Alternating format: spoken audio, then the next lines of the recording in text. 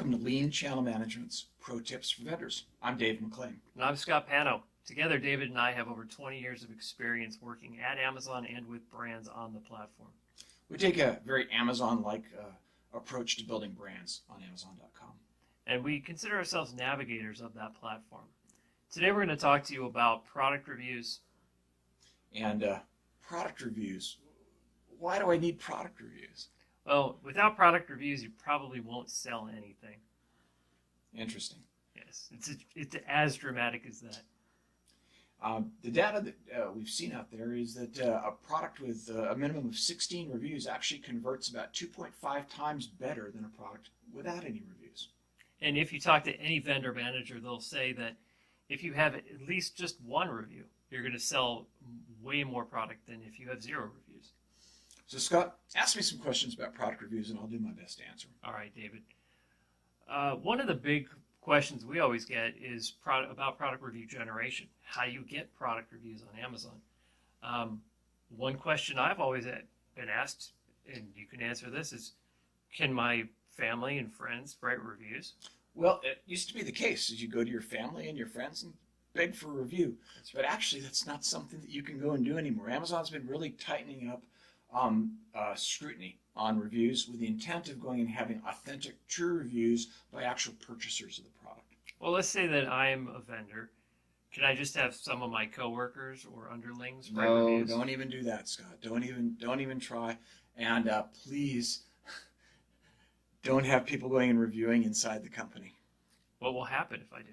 Well, Amazon can sense that. They know everything. They can see where a review comes from. They can actually see the machine address. They can see the internet IP address for where a review comes from. And they've got pattern sensing tools out there, I'm sure, or some other magic that will allow them to understand where these reviews come from. So recently, Amazon has changed their requirements for product reviews. Can you run through some of those changes?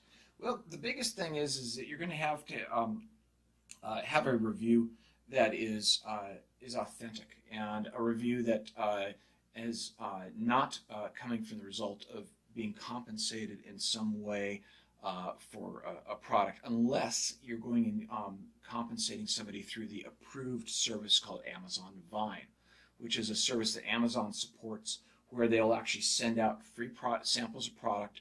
Whatever the review is going to be, good, bad, or otherwise, will then come back in, and you pay for that service from Amazon. Well, what happened to all the review generation sites like Amazon Review Club and whoever else, Snapchat? Well, some of them are out there trying to function, but the reality is they're pretty much out of business at this point.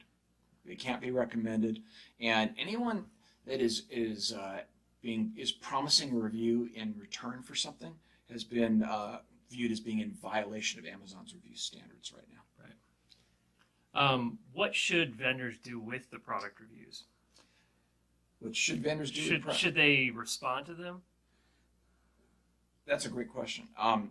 You should first of all watch your product reviews, and you can use a third-party review management tool that can essentially send you an email and alert you if you get a bad review.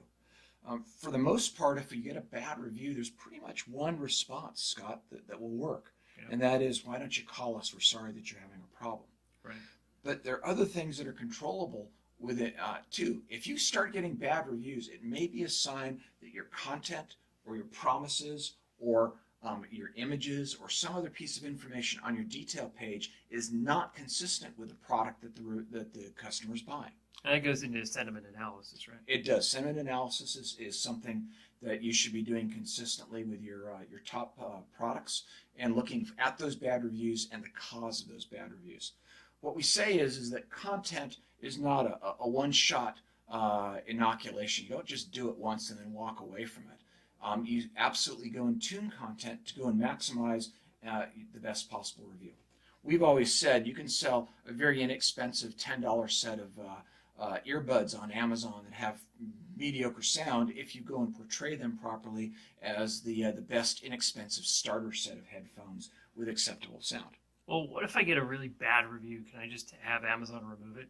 There's some guidelines, Scott, around when a review is in violation. Some of it is slandering people, slandering things, not speaking specifically to the product. And while we've seen Amazon reviews removed, it's very hard to go and do that. And you have to use Contact Us and be very, very clear in how you go and describe how the Amazon's policy is being violated by that review. So, big takeaway here is use Amazon Vine, right? Amazon Vine's expensive, but there's actually some other ways to get reviews. Oh, really? Yeah. Like what? It's really simple, Scott. You can ask for a review. You mean through social media? You could ask for a review through social media. You could ask for a review simply with a small card inside the product.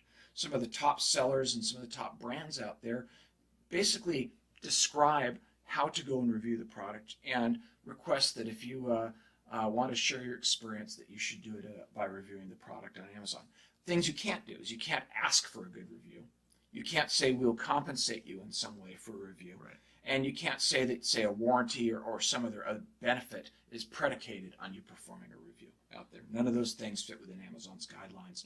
But there's nothing stopping anybody from saying, hey, if you want to share your opinion, put it out on Amazon. The big takeaway is to increase the authenticity of product reviews. Yeah. And by giving away anything for it, it reduces that. Yeah, absolutely. Now, it's great if you have a good social media following. You've got a Facebook page with 25,000 followers. You've got Twitter followers. And asking for a review out to them will result in a review if that person is a verified purchaser of products on Amazon. That is, say that they've had their credit card validated, so they're real. They'll be allowed to go and do reviews if they have not purchased the product on Amazon, but only a very few number of reviews per week to go and support authenticity. And Amazon actually reduces the weight of those reviews, the non-authentic reviews, or sorry, non-verified purchase reviews. Yeah. Now it's really important too, Scott, that all of these restrictions on number of reviews and such go away if this is truly a verified purchaser. Right. We want verified purchasers out there, and we really want to encourage verified purchasers to do things like post videos of their reviews up there, post pictures up there, anything that will help people make a decision in the future about the product. So lots of great pro tips on reviews. That's right. Yep. Incredibly important, and the big thing is to create that level of authenticity for the product, and customers who are reading those reviews can sense it. In our upcoming video pro tips, we're going to talk a little bit about what you need to go and do if you don't have reviews and how to go and help accelerate sales so that you can get reviews. For Lean Chow Management, I'm Dave McLean. I'm Scott Pano. We'll be talking to you soon.